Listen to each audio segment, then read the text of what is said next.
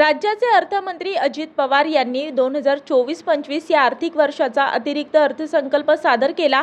अर्थमंत्री म्हणून पवार यांनी आपल्या कारकिर्दीतील 10वा अर्थसंकल्प सादर केला।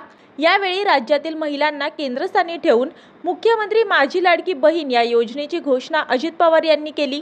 ही घोषणा करताना अजित पवार म्हणाले की महिलांना केंद्रस्थानी ठेवून आपण प्रगतीची वाटचाल सुरू केली आहे। राज्य सरकारने नुकतेच अष्टसूत्री महिला धोरण जाहीर केले आहे। महिलांना पोषण आहार, रोजगार, कौशल्य विकासासाठीच्या योजना राबवण्यात येणार असून लेक लाडकी योजना, जननी सुरक्षा योजना, पंतप्रधान मातृ योजना आपण आणल्याचे पवार यांनी सांगितले।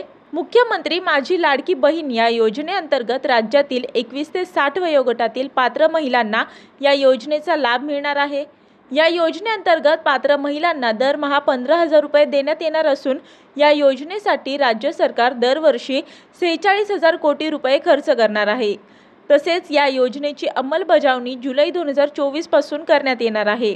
याशिवाय राज्यातील महिलांना घर खरेदीसाठी मुद्रांक शुल्क योजना, नोकरदार महिलांना करातून सूट, शक्ती योजना यासारख्या योजना राबवण्यात येणार आहेत असेही पवार यांनी सांगितले। दरम्यान अर्थसंकल्प सादर करताना पवार यांनी सर्वसामान्य महिलांना दिलासा देणाऱ्या मुख्यमंत्री अन्नपूर्णा योजनेची घोषणा केली। या योजनेनुसार महिलांना वर्षाला 3 सिलेंडर गॅस मोफत देण्यात येणार असून या योजनेचा फायदा 52 लाख कुटुंबांना होणार असल्याचेही पवार यांनी सांगितले। मी वर्षा काटेकर, योद्धा न्यूज, नवी मुंबई।